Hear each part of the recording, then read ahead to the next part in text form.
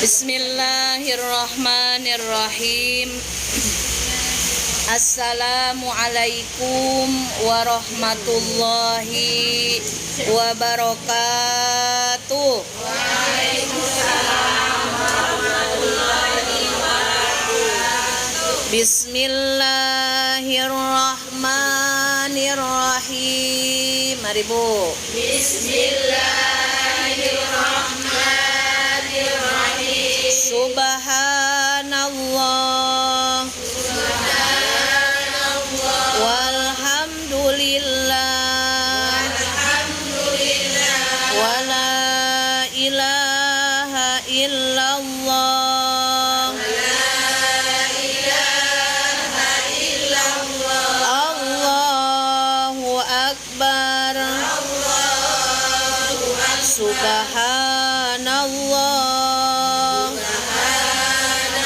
Walhamdulillah. Wala ilaha illallah. Allahu akbar. Subhanallah. Walhamdulillah. Wala ilaha illallah. Allahu akbar. Astaghfirullahaladzim. Astaghfirullahaladzim. Astaghfirullahaladzim. Alladzi la ilaha illa huwal hayyul qayyum wa atubu ilaihi liridaillahi ta'ala wa inayatihi wa bi syafaati rasulillah sallallahu alaihi wasallam wa talabi syifa wa sihah wal afiyah wassalamah wal barakah wa ziyadatal mahabbah wal maghfirah wa husnal khatimah wa qabul hajat. Al-Fatihah. A'udzu billahi minasy syaithanir rajim. Bismillahirrahmanirrahim. Alhamdulillahi rabbil alamin. Ar-Rahmanir-Rahim. Maliki yaumiddin. Iyyaka na'budu wa iyyaka nasta'in. Ihdinas siratal mustaqim. Siratal ladzina an'amta 'alaihim ghairil maghdubi 'alaihim waladdallin. Amin. La ilaha illallah. La maujuda illallah. Di sini kami sekarang karena ciptaan Allah.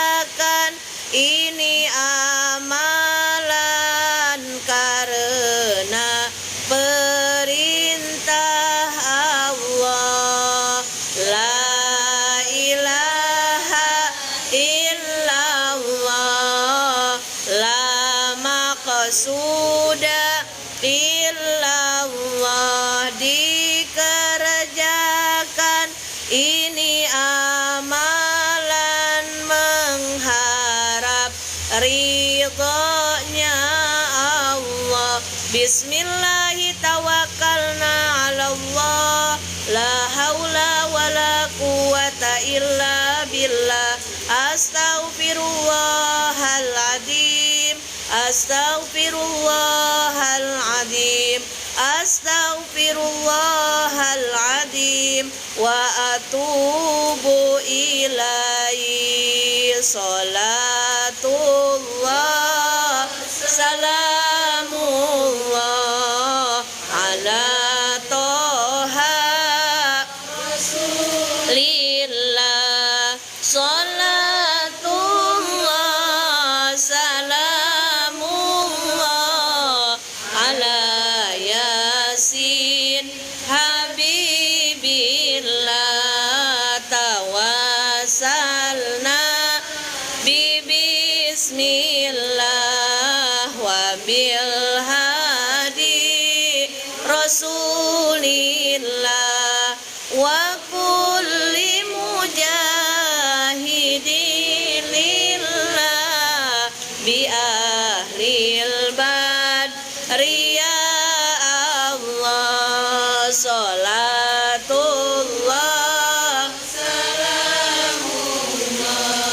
ala toha rasulillah. Salatullah salamullah ala yasin habibillah. Allahumma salli wa sallim wa barik alaihi. Bismillahirrahmanirrahim. Alhamdulillahirabbil alamin. Ini jelas sudah Ibu? Kalau kurang jelas boleh berapa? Ayo, saya pun udah mandi nih wangi. Ayo. Jangan jauh-jauh. Dengar jelas ya? Kalau nggak jelas nanti malah ngantuk, jadi agak maju lagi. Kalau belum jelas. Alhamdulillahirabbil alamin. Assalatu wassalamu ala asyrafil anbiya'i wal mursalin. Sayyidina wa habibina wa syafi'ina wa qurrati ayunina Muhammadir Rasulillah sallallahu alaihi wasallam wa ala alihi wa ashabihi ajma'in, amma ba'du. Rabbi shrahli sadri wa yassirli amri wahlul uqdatam min lisani yafqahu qawli. Ya Fattahu ya Alim, ya Fattahu ya Alim, ya Fattahu ya Alim. Iftah lana futuhal arifin, amin amin ya robbal alamin. Bagaimana kabarnya ibu-ibu semuanya? Alhamdulillah, luar biasa. Tetap semangat. Allahu Akbar. Coba ulang lagi, jangan kalah sama anak-anak RA ya. Bagaimana kabarnya ibu-ibu semuanya? Alhamdulillah, luar biasa. Tetap semangat. Allahu Akbar. Sehat lahirnya? Alhamdulillah. Sehat batinnya? Alhamdulillah. Sehat dompetnya? Alhamdulillah. Masih tanggal 9 lagi tebal-tebalnya. Alhamdulillah. Tebal apa? Kwitansi ya Bu ya. Alhamdulillahirabbil alamin. Ibu-ibu yang dimuliakan oleh Allah Subhanahu wa taala, yang saya cintai, yang saya banggakan, alhamdulillah kita sama-sama senantiasa memanjatkan rasa syukur kita kepada Allah Subhanahu wa taala. Alhamdulillah, Allah yang telah memberikan nikmat yang luar biasa. Alhamdulillah, Allah yang telah memberikan karunia yang sangat berharga, sehingga di waktu turunnya hujan, kalau menurut nafsu ini enaknya ngapain Ibu?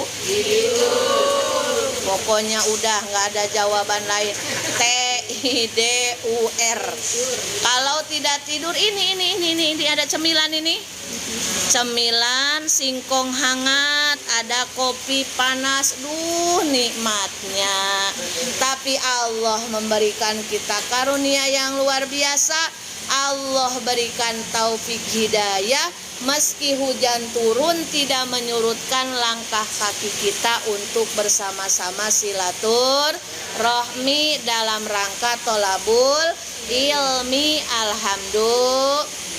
Alhamdulillah, rezeki bukan ibu kalau kita bisa silaturahmi, rezeki besar.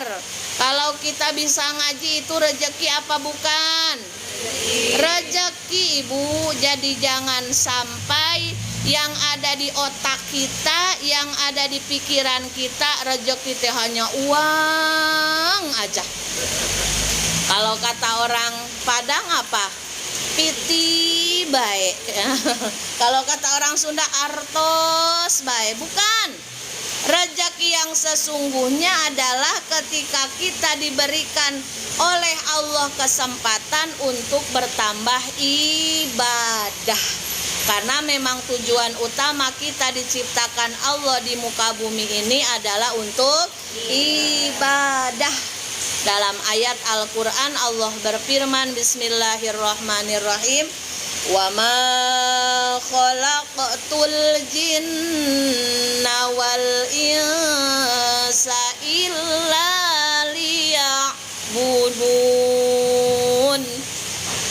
Artinya tidak semata-mata Allah menciptakan golongan jin dan golongan manusia kecuali untuk beribadah. Jadi rezeki yang luar biasa yang wajib kita syukuri ketika setiap waktu, setiap saat kita diberikan kemudahan oleh Allah dalam beramal soleh. Alhamdulillahirabbil alamin.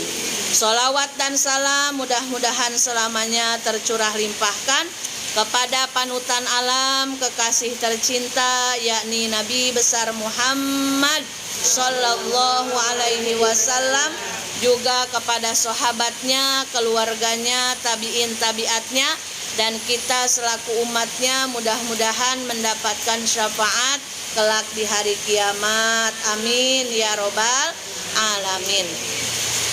Kalau ngomongin soal sholawat ibu, nggak ada habisnya. Karena ketika kita punya keinginan, punya cita-cita, punya hajat, ibu punya keinginan nggak? Sedikit atau banyak? Punya cita-cita? Sedikit apa banyak? Punya masalah? Kelihatan dari mukanya. Ya memang siapa sih orang hidup nggak punya masalah ya bu? Sesultan-sultannya orang, sebanyak-banyaknya uangnya, tetap masalah pasti ada. Karena itu memang sunatullah. Jadi ibu kalau kita bingung mau doa karena saking berjubelnya keinginan, mau doa yang mana dulu ya? Ini butuh, bingung. Daripada nanti ibu nggak berdoa karena saking banyaknya keinginan ibu, maka udah cukup jawabannya satu, sholawat. Karena dengan kita banyak membaca sholawat, Allah tahu loh yang kita butuhkan. Ibu ingin rumah tangga sakinah mawaddah warohmah, tapi doanya dari mana dulu ya? Sholawat aja. Ibu punya keinginan, entah mau pulang kampung, uangnya belum kelihatan untuk tiket, untuk bekalnya, sholawatan aja. Besok jatuh cicilan arisan, mana arisannya udah dapat duluan, mana habis uangnya, belum lagi cicilan Tupperware, besok bang pas bayar. Atau bayar, kenapa pada ketawa? Kenapa pada ketawa? Iya, nggak apa-apa. Ya, untung sayanya masih politron. Kali saja saya teriak-teriak jadi langsing saya.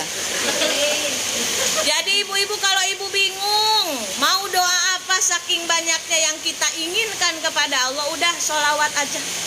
Pokoknya orang yang mau hajatnya dikabulkan, orang yang mau urusannya dimudahkan, orang yang mau dosanya diampunkan, orang yang ingin apapun yang kita bahkan tidak kepikir, maka udah cukup dengan membaca sholawat.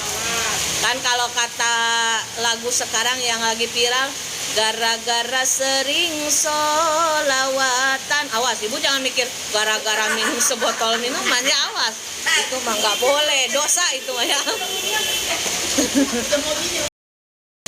Kata ibu baru mau goyang, nggak boleh, ini di masjid dosa goyang.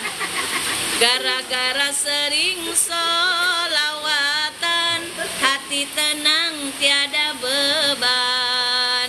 Gara-gara sering sholawatan, semua urusan dimudahkan. Bila lagi kumpul-kumpul, mending sholawatan daripada sibuk buka aib orang, daripada sibuk ngurusin orang. Betul nggak? Ini saya ngarangnya 2 minggu loh, Bu. Itu nggak lupa lagi. Ya habis zaman sekarang apa-apa viral, kita harus ngikutin lah. Masa kita ngikutin yang viral gara-gara sebotol? Nah, itu nggak boleh itu. Jadi disesuaikan. Jadi kalau orang hidupnya banyak bersolawat, semua beban Allah mudahkan. Semua urusan Allah lancarkan. Makanya kalau kita ingin silaturahmi barokah, kalau kita ingin kumpul-kumpul mendapat magfirah Allah, jangan suka sibuk buka aib orang. Jangan suka sibuk ngurusin orang. Belum tentu orang yang diurusin oleh kita nggak mau kurus. Seperti saya, digosipin kurus, nggak mau kurus. Karena bajunya nanti harus dikecilin, ribet. Nah jadi ibu-ibu sholawatan aja udah. Nih contoh nih, ini contoh kecil, nggak semuanya ya. Kalau lagi rewang, ibu nih kalau lagi rewang, jangan sampai rewang itu menjadi kedok sehingga menimbulkan fitnah. Kenapa? Ini tidak semuanya ya, biasanya. Kalau di sini enggak, ibu-ibu di sini semuanya salihah, wajah-wajah surga semuanya. Nah, tapi ini saya bicarakan kalau suatu saat lagi rewang, pas mau buka belanjaan, pas mau ngupas bawang, nah awas, udah yang dikupas bawang aja, aib orang nggak usah dikupas. Jangan sampai ngupas bawangnya 2 kilo, tapi aib 2 RW pun kekupas juga. Padahal itu makanan untuk nyediain orang yang pulang tahlilan, yang pulang ngaji. Aduh sayang. Jadi nanti kalau ada yang udah mancing-mancing, pas duduk rapi baru datang, tahu nggak? Ternyata tadi malam suaminya si A digerebek. Udah jangan didengerin. Kalau bisa ajak aja sholawatan. Sholatullah salamullah ala toha rasulillah. Sholatullah salamullah ala yasin habibillah. Pasti nanti yang ngajak gosipnya pun diem. Entah diem sadar, entah dia marah ya. Kan biasanya kalau orang yang mau belajar benar ada aja ujiannya. Sok suci. Padahal kemarin pun sama aja kita tukang ngomongin orang. Biarin ya Bu ya. Kita fokus aja ke diri sendiri. Kita minta sama Allah bimbingan agar semakin hari kita semakin lebih baik lagi dari kita sebelumnya. Kita meninggal aja sendirian, jadi kita pun harus bertanggung jawab pada keselamatan diri sendiri. Selamat tidak hanya di dunia tapi sampai akhirat. Kalau kita tidak bisa ngajak kebaikan kepada orang lain, minimal kita punya benteng, tidak boleh gampang terbawa arus kejelekan orang lain. Kalau bisa orang yang lain salah, jangan jadi jalan menambah dosa dengan gibah. Tapi kalau lihat orang lain berbuat dosa, berbuat salah, berbuat hilaf, jadikan jalan kita menambah pahala. Dengan cara apa? Yang pertama dengan mengingatkan. Kalau kita mampu. Karena ada seseorang yang bikin kita segan kalau kita diingatkan. Kalau mengingatkan orang itu pasti kita dimarahin. Maka selemah-lemahnya iman, serendah-rendahnya iman, ketika melihat kemungkaran cukup dalam hati kita, saya mendoakan orang tersebut agar orang tersebut diberi hidayah oleh Allah, bisa sadar lagi, bisa taubat lagi kepada Allah Subhanahu wa ta'ala. Itu sekelumit tentang pentingnya kita istiqomah dalam kebaikan. Insya Allah mudah-mudahan kita semuanya senantiasa diberikan hidayah oleh Allah untuk setiap saat bersolawat. Untuk apa Ibu? Bersolawat. Baiklah ibu-ibu, kita lanjutkan ke materi inti. Materi inti kita yaitu kitab Uqudulujain. Uqudulujain adalah kitab beretika dalam rumah tangga. Kenapa ibu? Gerah ya? Iya memang gerah. Kalau mau dihidupin, hidupin. Syukurlah ibunya paham. Nah berarti memang ibu paling tinggi. Nah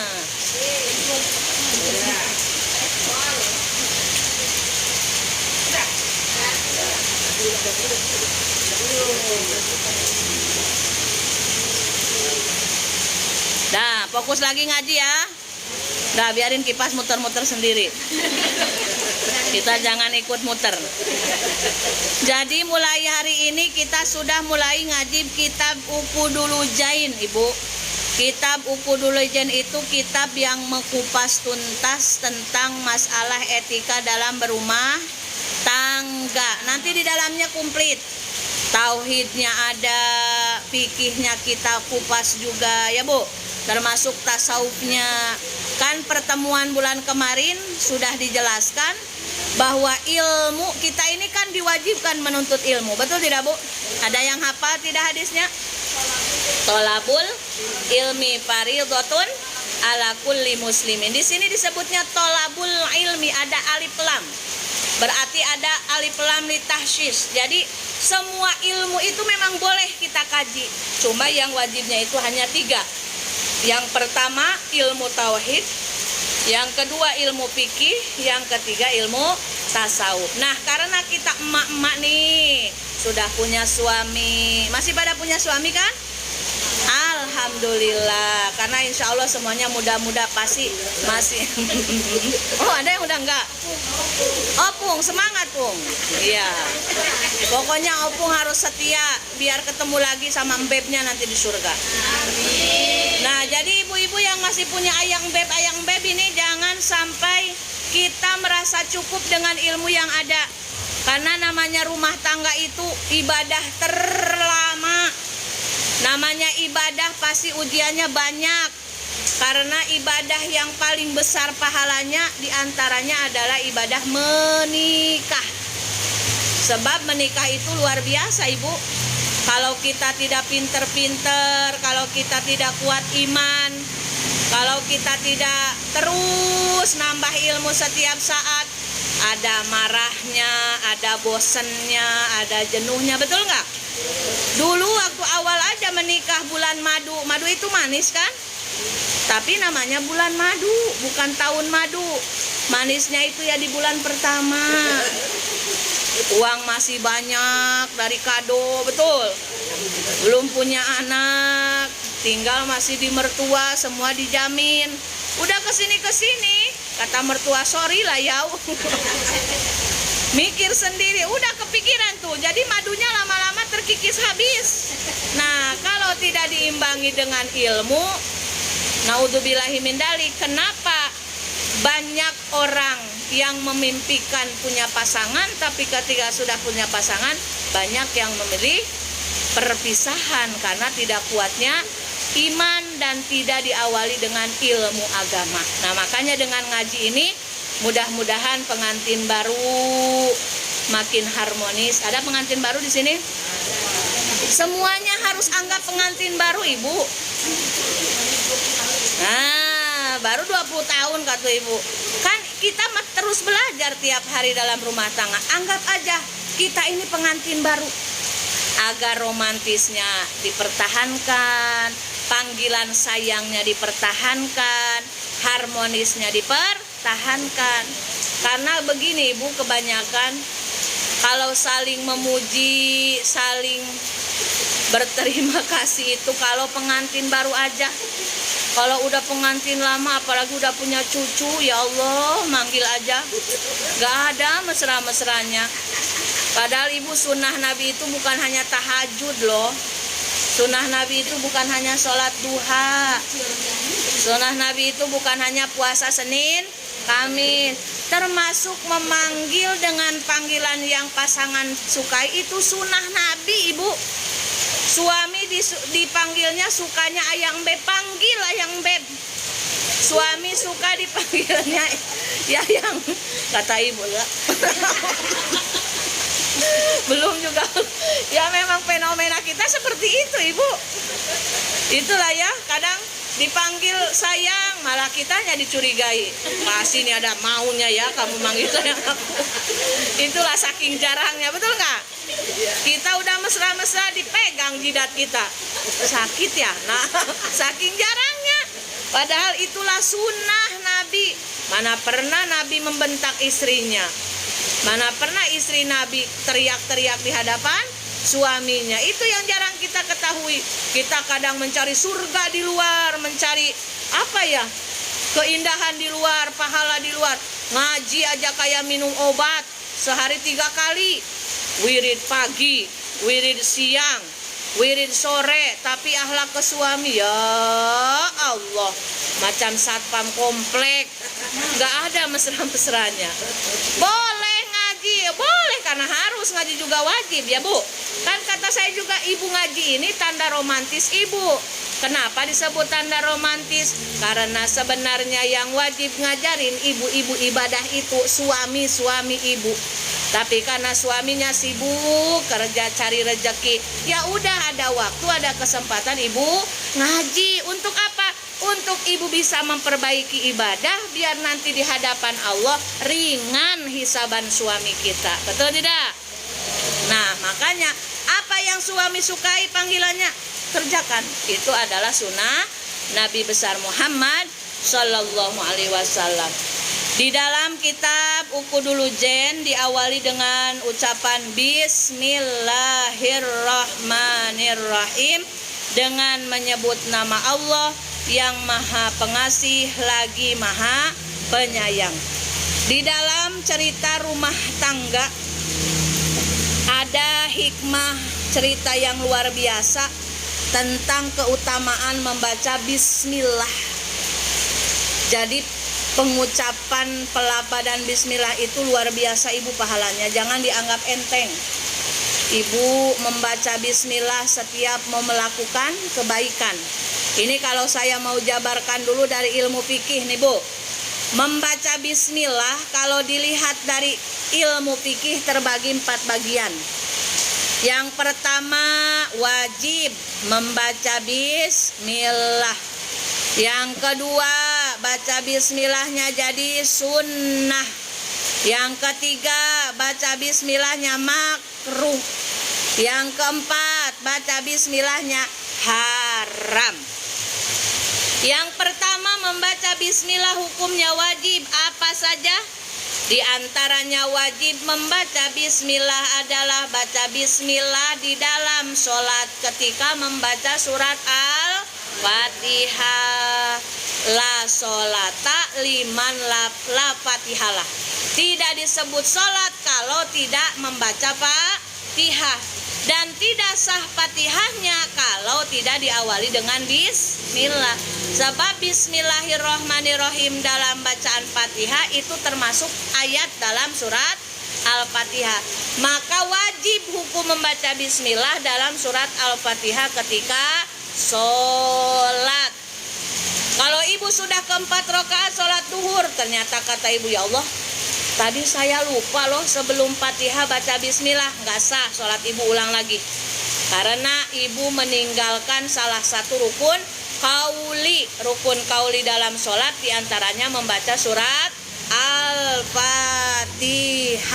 Dan Bismillahirrohmanirrohim termasuk dalam ayat surat Al-Fatihah. Apalagi yang wajib? Membaca bismillah hukumnya jadi wajib, diantaranya adalah yang dinadarkan. Apa Bu? Yang dinadarkan.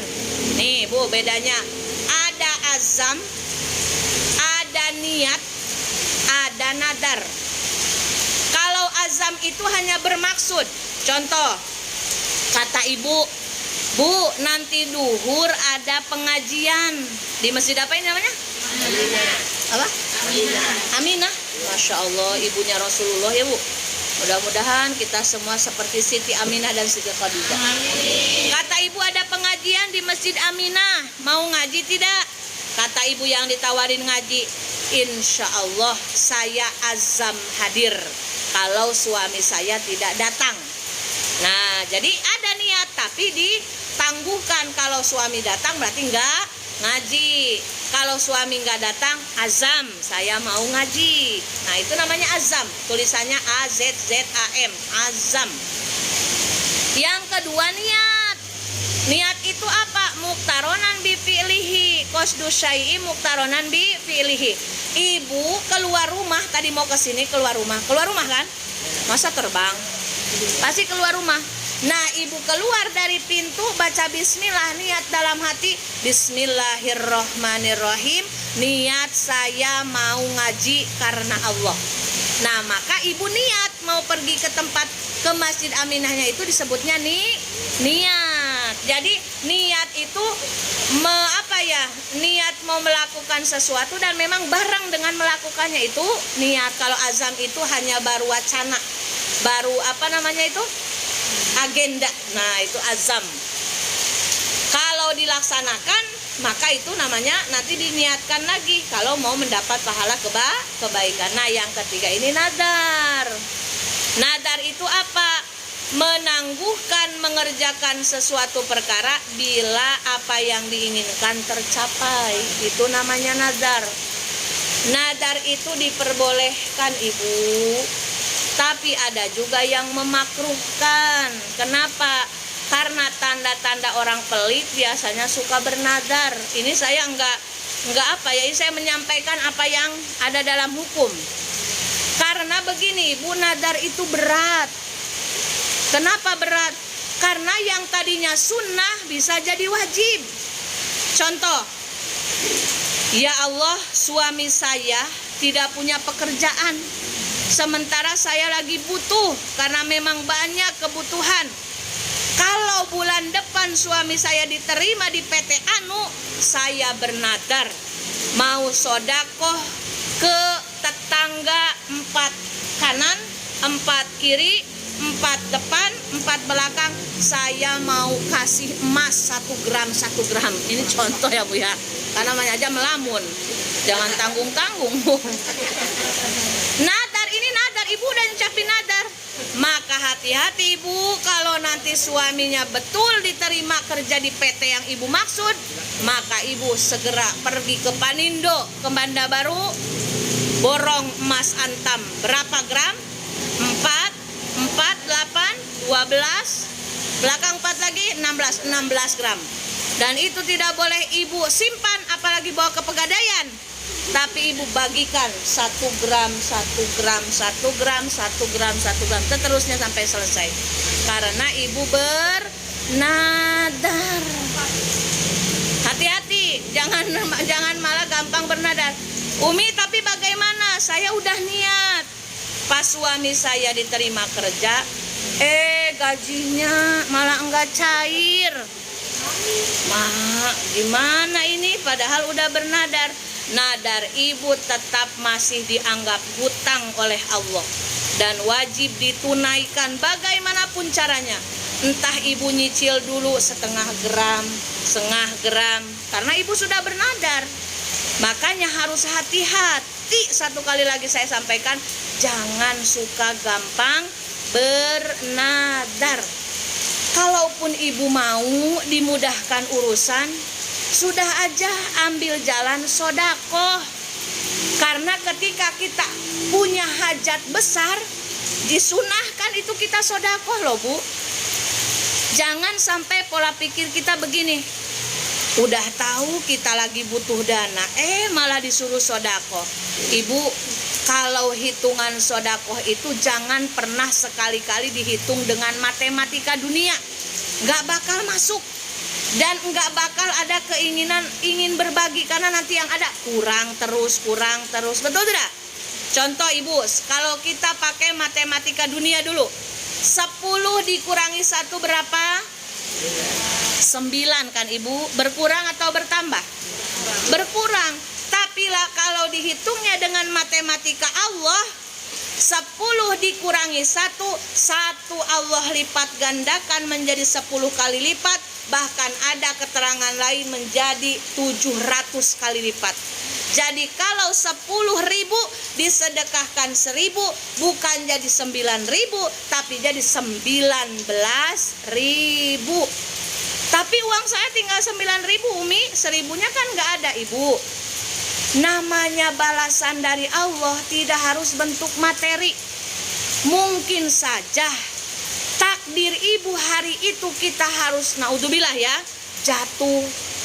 Nasib kita hari itu harus celaka. Tapi karena dengan Ibu sodako hari itu 1.000 loh Bu, 1.000. Parkir aja udah nggak mau, tukang parkir sekarang 1.000. Minta 2.000, bahkan ada yang 3.000. Dengan 1.000 itulah dihapus takdir buruk kita, diganti dengan keselamatan. Makanya kalau Ibu punya keinginan, Ibu punya hajat, udah jangan gampang nadar, berat. Kalau sudah tercapai apa yang dihajatkan, wajib ditunaikan sampai lunasnya. Maka lebih baik dengan sodako. Jadi Ibu punya hajat, suami biar diterima kerja, sodako. Nggak usah dibilang-bilang, sodako aja. Allah yang cukup, Allah yang tahu. Ya Allah, saya mempunyai hajat, suami saya ingin diterima kerja, anak saya ingin diterima kuliah di universitas keinginannya, sodako ke fakir miskin lah, atau ke tetangga. Tetangga itu kan keluarga terdekat kita Ibu. Jadi mohon maaf kadang begini ya Bu, kita menyantuni yatim piatu itu kan anjuran dari Rasulullah, bahkan di dalam Al-Qurannya pun ada ya. Tapi jangan sampai dilupakan, tetangga kita juga adalah keluarga terdekat kita. Karena Ibu kalau kita sakit, kemalangan, yang nolong keluarga jauh dulu atau keluarga dekat dulu? Tetangga. Makanya baik-baik kalau ke tetangga itu Ibu. Kalau Ibu masak rendang, jangan hanya ngasih asapnya aja.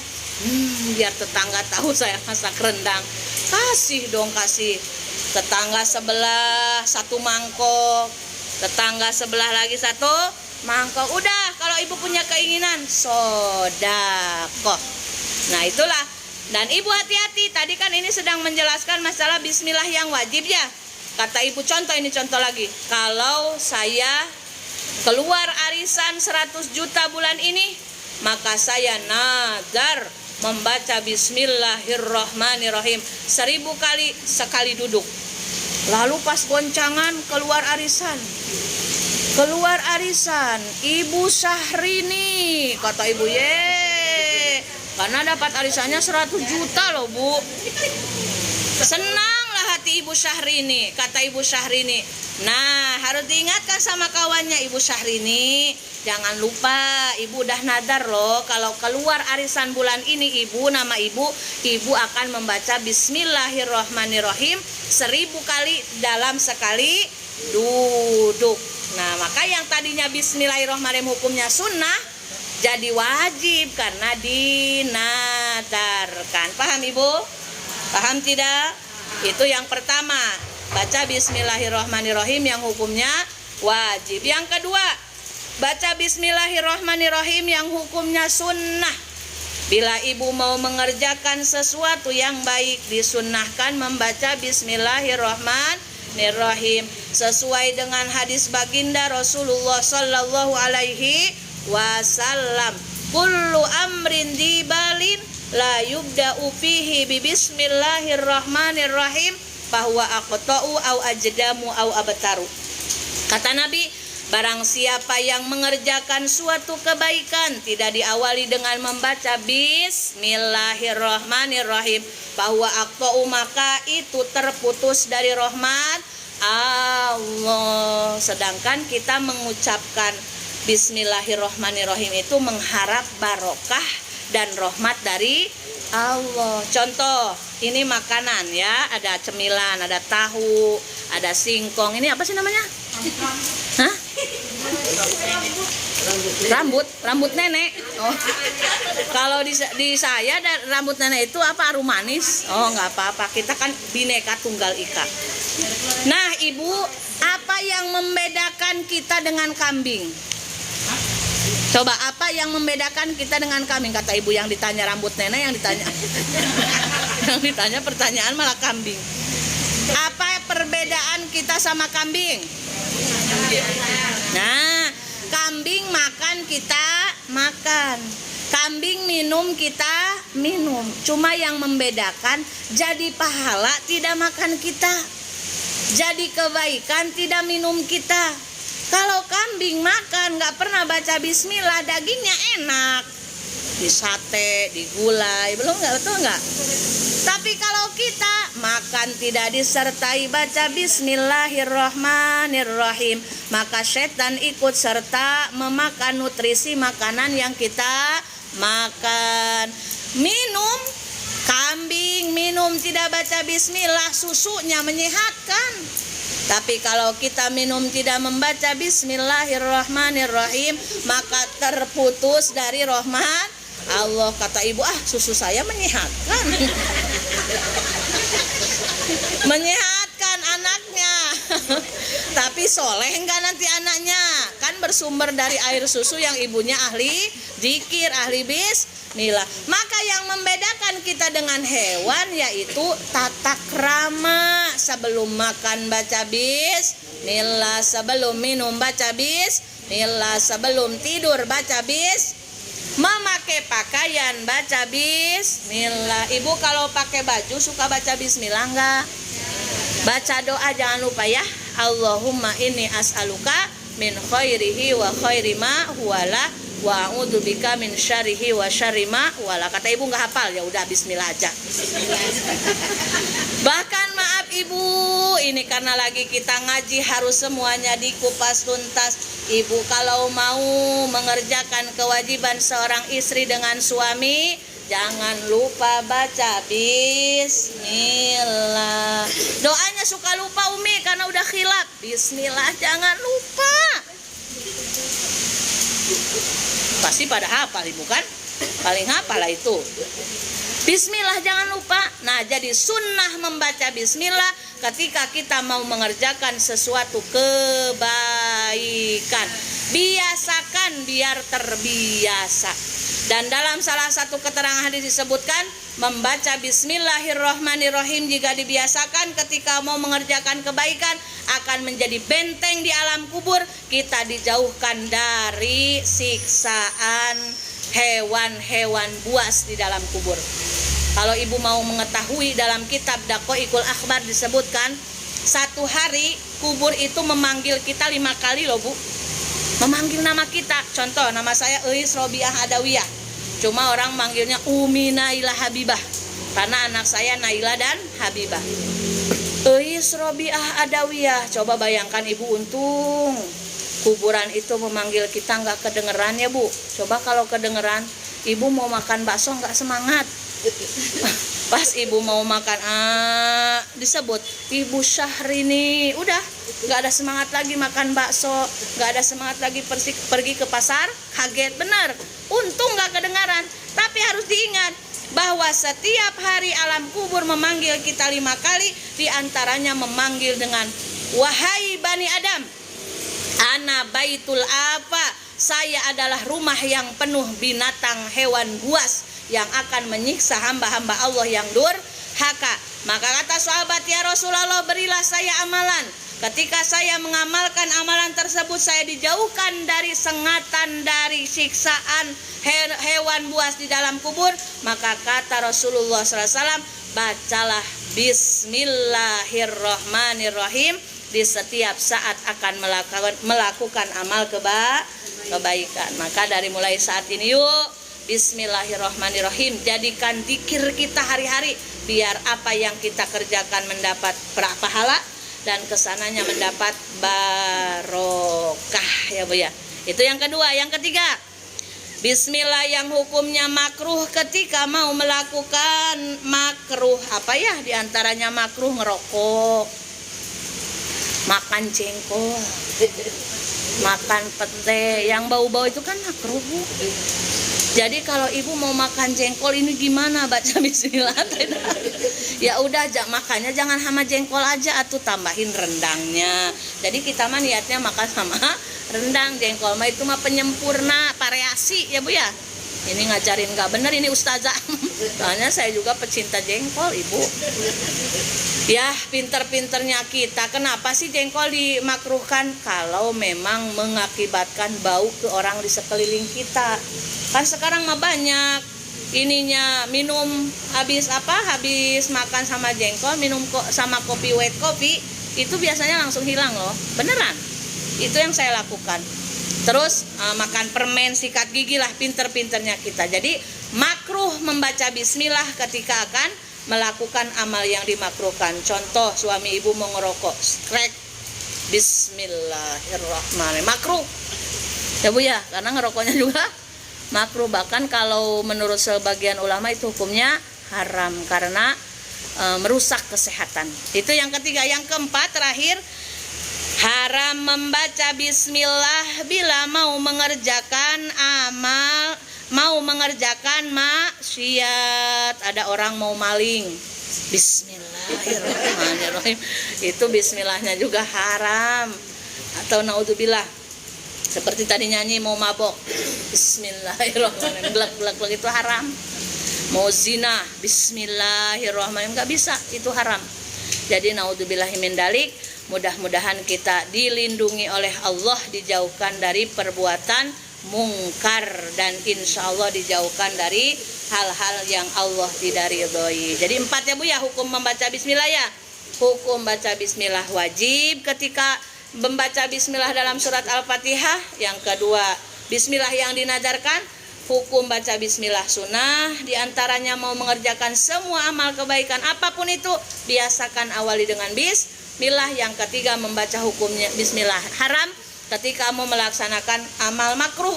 Yang keempat, membaca bismillah haram bila mau melakukan yang diharamkan, kejahatan. Nah, diantaranya lagi baca bismillah yang dimakruhkan itu di kamar mandi. Jadi kalau mau wudhu ibu nih, kalau ibu ada tempat khusus keran, di luar ada WC-nya, nah itu lebih diutamakan ya Bu. Jadi kalau tidak ada lagi yang nggak apa-apa, cuma bismillahnya disirkan aja, alias disamarkan gitu, tidak usah bismillahirrahmanirrahim makruh karena ada WC ya bukan. Jadi kan bismillah itu kalimah agung. Nah kalau WC itu kan tempat kotor, tempat najis. Nah apa sih yang tertera dalam keterangan kitab buku dulu Jen tentang kisah seorang wanita solihah dari dia istiqomah membaca bismillah. Zaman dahulu, zaman para sahabat, ada seorang perempuan solihah bersuamikan suami yang munafik. Jadi ibu jangan sampai aneh ya. Ada yang suaminya soleh, istrinya luar biasa. Ada yang istrinya solihah, suaminya luar biasa. Bismillah. Ibu kalau mau sambil makan tahu nggak apa-apa, asal fokus aja ngajinya. Contohnya siapa? Fir'aun ya Bu ya. Fir'aun kan dolimnya luar biasa, beristrikan wanita surga. Siapa namanya? Siti Asia. Siti Asia itu kan salah satu wanita surga yang sudah dijamin masuk surga oleh Allah. Jadi memang selama kita hidup di dunia, ridhonya Allah terletak pada ridho suami kita. Sebejat-bejatnya suami, selagi dia tidak menyuruh kita dalam kemungkaran, kita wajib taat. Kecuali kalau dia suaminya gak usah sholat, nah itu gak usah dituruti. Atau kata suaminya, nggak usah ngaji. Oke Pak, saya nggak ngaji, tapi saya ngajinya sama papa ya. Nah, atau gini kata suami, buka jilbabnya, aku nggak suka kamu pakai jilbab. Nggak usah dituruti, karena kita melihat keterangan la to'ata, tidak ada yang disebutkan to'at untuk maksiat kepada Allah. Jadi to'at itu selagi tidak berbuat maksiat kepada Allah. Jadi suami kita bagaimanapun, dia adalah jalan surga kita. Meskipun katanya Umi, tapi suami saya boro-boro sholat, boro-boro puasa, mana galak lagi katanya, mana temperamental. Selagi dia tidak merusak fisik kita dan kitanya bisa masih sanggup melewatinya, udah anggap aja dia adalah jalan surga kita. Mungkin masuk surganya kita lewat kesabaran kita menghadapi tipikal suami yang menurut kita luar biasa. Nah, dari kisah yang diterangkan dalam kitab Ukudul Jen ini, seorang perempuan yang solihah bersuamikan suami yang munafik, dan di antara kesolihahan seorang perempuan ini yaitu istiqomah membaca bismillah. Jadi mau apapun bismillah. Saking munafiknya si suaminya sampai jengkel loh Bu. Kan kita harusnya bersyukur ya, punya istri ahli bismillah, ahli baca dzikir, harusnya bersyukur. Emang enggak, apa sih kamu ini, apa-apa bismillah. Kata istrinya jawabnya begini, karena saya setiap hari, setiap saat ingin selalu dalam limpahan berkah dan pertolongan Allah. Kata si istrinya menjawab kepada pertanyaan suami. Lalu kata suaminya, suatu saat aku akan kerjai kamu ya, aku akan sembunyikan uang dia di lemari dan aku akan lempar ke sumur sehingga dia akan mengurangi keyakinannya kepada Allah Subhanahu wa Ta'ala. Jadi tipe suami ini nggak suka lihat istrinya soleha itu, malah jadinya ya namanya aja orang munafik. Naudzubillahi min dzalik. Jadi pada suatu saat si istrinya lagi ke pasar, diambilnya lah tabungan si istrinya. Mungkin zaman dulu kan tabungannya bukan celengan ya Bu, bukan ATM, disimpan di apa ya, diikat lah. Kalau di buntelan ya bener. Kalau orang Sunda bilangnya kanjut kunang katanya gitu, buntelan. Jadi buntelan ini berisi uang. Nah, isi uang itu sama suaminya dilempar ke sumur. Awas nih, apakah benar nih kehebatan baca bismillah itu dapat mengembalikan sesuatu yang hilang? Kata si suaminya. Tapi karena memang si istrinya solehah, maka ketika datang si istri dari pasar, suaminya itu lagi ngetes. Kata suaminya, Ayang, tabungan kita udah berapa ya Ayang? Oh, enggak tahu, saya hanya nyimpen aja. Coba ambil di lemari. Itu ngetes suami ke istrinya. Lalu si istrinya itu ke kamar, pas mau buka lemarinya tidak lupa si istrinya, pas mau buka suaminya pas buka lemarinya Bismillahirrahmanirrahim, dan ternyata uang di buntelan si istrinya itu masih ada seperti semula, bahkan tidak basah sekalipun. Padahal itu tempat uang si istri itu udah dilempar ke dalam sumur oleh suaminya. Menurut logika kan pasti hilang, atau kalau ada pun ada yang ngambilin, tas siapa, pasti basah. Ini di tempat semula, tidak bergeser sedikit pun. Bismillahirrahmanirrahim. Buka lemari, Bismillahirrahmanirrahim. Mengambil uang si istri, Bismillahirrahmanirrahim. Bahkan nutup lemari pun Bismillahirrahmanirrahim. Mau ngasih ke suaminya pun Bismillahirrahmanirrahim. Silahkan suamiku. Dari saat itu suaminya kaget luar biasa. Kok bisa, padahal uang tadi jelas-jelas dia udah lempar ke sumur, tapi kenapa boro-boro basah, boro-boro kotor, basah aja enggak. Maka dari mulai saat itulah si suaminya sadar sesadar-sadarnya betapa maha hebatnya Allah Subhanahu wa Ta'ala yang akan terus menjaga hambanya, yang hambanya terus senantiasa ingin dekat kepada Allah dengan cara zikrullah, membaca Bismillahirrahmanirrahim. Lalu siapa yang menyelamatkan tabungan si istri ini? Yaitu malaikat Jibril. Menurut keterangan, sebelum si suaminya melempar ke dalam sumur, uang itu sebelum jatuh ke air sama malaikat Jibril diambil, disimpan lagi ke tempat semula. Itulah salah satu kehebatan, karomah, barokah dari membiasakan baca bismillah. Jadi yuk kita sama-sama belajar membiasakan baca bismillahirrohmanirrohim. Setiap saat akan melakukan kebaikan, pasti Allah melihat kesungguhan hambanya, ingin terus lebih baik lagi dari kita sebelumnya. Alhamdulillahirabbil alamin. Termasuk nanti kita sebentar lagi kan pilkadal ya Bu ya. Pilihan kepala daerah langsung, berarti pilkadal kan? Kalau nggak salah tanggal berapa Ibu? 27 ya? 27 berarti bulan ini kan? Nah, jadi karena kita berkewajiban watawasau bil haqqi watawasau bis sabr, saling mengingatkan dalam kebaikan, saling mengingatkan dalam kebenaran. Masalah pilihan itu terserah ibu-ibu, karena ibu-ibu punya selera masing-masing. Cuma kita pasti tetap memohon kepada Allah yang terbaik. Caranya bagaimana? Sholat istikharah ya Bu ya, 2 rakaat aja. Minta ditetapkan hati ketika kita memilih calon pimpinan agar kita tidak salah pilih. Nanti kalau kita pas memilih ternyata yang dipilih tidak menang, ya memang itu yang terbaik menurut Allah.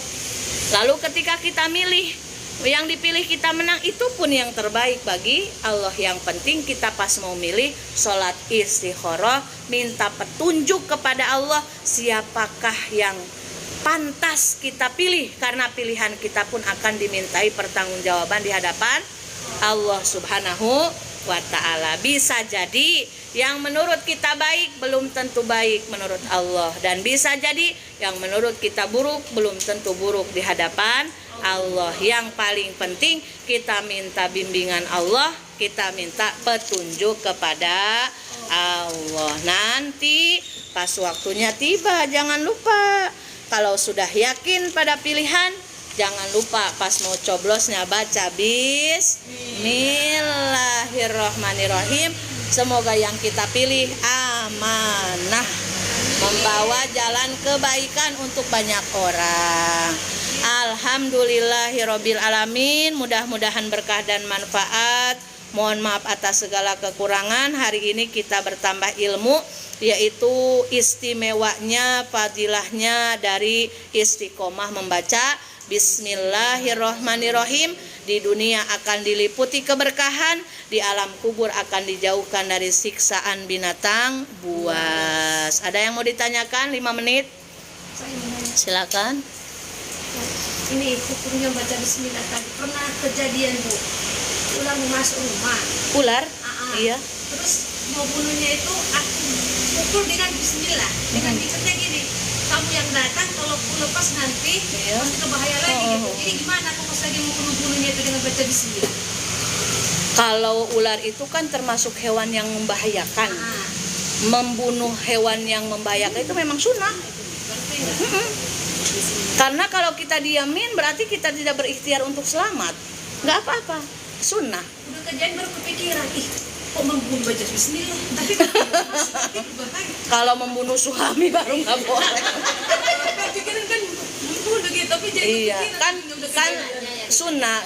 Memang hewan-hewan yang buas itu sunnah. Termasuk cicak. Iya, boleh. Gini Ustazah, di dalam sholat gini Ustazah ya, rakaat kedua. Iya.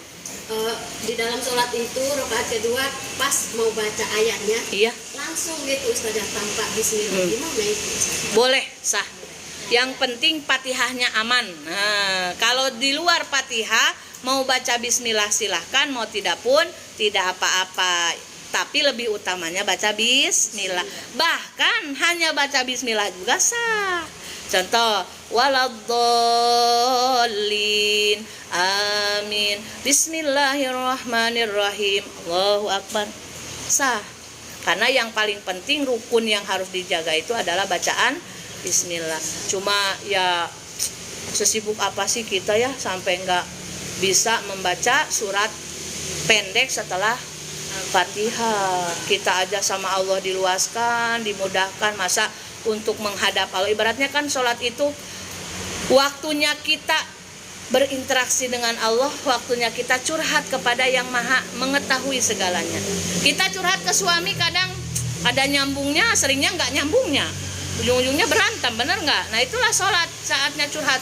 Ya Allah tolong saya. Lah. Jadi berlama-lamalah dalam sholat, apalagi dalam sujud terakhir. Ada lagi Bu? Iya. Sebelumnya saya terima kasih sekali atas Iya. ilmu Ustaz yang Sama-sama Bu. sangat bermanfaat bagi kami. Amin ya Allah. Saya pribadi, ya semoga Allah membalas Amin ya Allah. Amin. berikan pada kami jadi panjang dan Amin ya Allah. Bismillah. Mau tanya apa hukum membaca Bismillah di awal surat At-Taubah? Oh, kalau dalam surat At-Taubah tidak dibolehkan. Karena memang sudah ada di dalam Al-Qur'annya, Allah sendiri yang punya kalamullahnya, yang punya Al-Qur'annya, ketika membaca surat At-Taubah tidak diawali dengan Bismillah. Kenapa? Karena dalam surat At-Taubah itu isinya full tentang peperangan. Berarti ini masuk kategori haram. Iya, haram. Jadi kalau lupa udah istighfar aja, karena kita kan namanya lupa ya. Karena biasanya kalau tadarus Ramadan, kalau kita enggak biasa, bismillah itu biasanya suka keceplosan. Tapi kalau sudah terbiasa baca Al-Quran, seperti ibu-ibu ini kan ahli-ahli Al-Quran ini, pasti 1 minggu 2 kali hatam ini. Maksudnya hatam Al-Ikhlas 3 kali. Nah jadi insya Allah kalau sudah terbiasa At-Taubah itu pasti tidak akan membaca Bismillah, karena memang dicontohkan langsung sama Allahnya. Sudah Ibu paham? Satu lagi Bu. Oh iya. Nah, misalnya Bu, baca Bismillah di kamar mandi tanpa sengaja. Nah, gimana hukumnya? Tidak apa-apa, kan namanya tidak sengaja. Iya. Kalau kadang-kadang kita refleks kan, refleks iya. Bismillah. Nggak apa-apa. Sebenarnya nggak apa-apa karena kan ketidaksengajaan. Sebenarnya begini Ibu, kalau memang kamar mandi Ibu hanya 1, wudhu di sana, mandi di sana. Kalau Ibu suka keceplosan baca Bismillahnya dijelaskan, buka aja pintu kamar mandinya. Karena ada yang menghukumi kalau pintu kamar mandinya dibuka tidak dihukumi WC. Kalau kamar mandinya ditutup dihukumi WC. Jadi kalau kita kan yang tahu kebiasaan kita sendiri. Kita mah suka refleks baca bismillah teh suka kencang. Nah, daripada jatuhnya jadi makruh, buka aja pintu kamar mandinya pas kita mau wudu. Jadi pas bismillahirrahmanirrahim. Jadi itu dihukumi tidak dihukumi WC. Dan insya Allah kalau kalau wudu jangan sampai sambil telanjang ya. Mandi pun tidak boleh telanjang. Iya. Kan kamar mandi, jadi ada WC, apanya ini tempat duduknya ini dekat kali ke WC, salah kan? Enggak, memang karena di perumahan Batam seperti itu ya Bu ya. Kadang-kadang ya kita namanya perumahan tipe RRRSSSSS. Nah itu disyukuri alhamdulillah. Orang lain mah nggak punya rumah ya. Udah memang udah kebiasaan di kota Batam, perumahan kecil seperti itu ya, makanya ketika mau wudu dibuka aja pintunya gitu. Jadi dihukuminya bukan dihukumi WC. Kalau kita biasa baca bismillahnya itu refleks kenceng, tapi kalau kita udah biasa, nah itu mah nggak apa-apa, tutup aja. Kan kita pakai handuk atau pakai dasar dulu baru wudu gitu kan. Ketika mandi juga jangan telanjang bulat, hukumnya makruh karena malaikat tidak suka melihat orang tidak memakai sehelai. Kalau orang Sunda mah, orang Jawa namanya basahan, punya kain basahan untuk mandi khusus gitu. Sudah ibu-ibu, alhamdulillahirabbil alamin. Kasihan singkongnya dianggurin. Jadi kita sama-sama tutup, berdoa. Sebelum doa kita istighfar. Astagfirullah Rabbal baraya. Astaghfirullah minal khotoya. Astaghfirullah Rabbal baraya. Astaghfirullah minal khotoya. Astaghfirullah baraya. Astaghfirullah minal khotoya.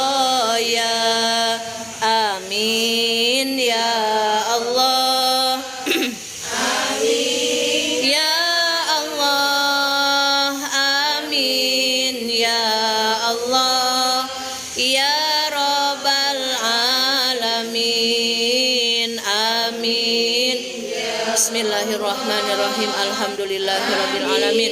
Hamdan na'imin, hamdan syakirin, hamdan yuafi ni'amah wa yukafi mazida. Ya Allah ya Rabbana lakal hamdu kama yanbaghi li jalali wajhika wa 'azimi sultanik. Allahumma shalli ala sayyidina Muhammadin salatan tunjina biha min jami'il ahwali wal afat wa taqdilana biha jami'al hajat wa tutahhiruna biha min jami'is sayyi'at wa tarfa'una biha indaka 'ala darajat wa tuballighuna biha aqsal ghayat min jami'il khairati fil hayati wa ba'dal mamat. Rabbana ighfir lana dzunubana wa liwalidayna wa lizawjina wa lijami'il muslimina wal muslimat wal mu'minina wal mu'minat al ahya'i minhum wal amwat wa atubu ilaik. Rabbana atina fid dunya hasanah wa fil akhirati hasanah wa qina adzabannar. Wa sallallahu ala sayyidina Muhammad wa ala alihi washabihi ajmain. Subhana rabbika rabbil izzati amma yasifun. Wassalamun alal mursalin walhamdulillahi rabbil alamin. Ya rabbal alamin, taqabbalallahu minkum. Alhamdulillahi rabbil alamin. Alhamdulillahi rabbil alamin. Mudah-mudahan ilmu yang kita dapat di siang hari ini menjadi ilmu yang berkah dan manfaat, menjadi jalan kita semakin taat kepada Allah, menjadi hamba-hamba yang Allah cintai, dan insya Allah menjadi tiket mendapatkan husnul khotimah. Mohon maaf atas segala kekurangan. Hadanallahu wa iyyakum ajmain. Assalamualaikum warahmatullahi wabarakatuh. Waalaikumsalam warahmatullahi wabarakatuh. Mau juga ini. Ya.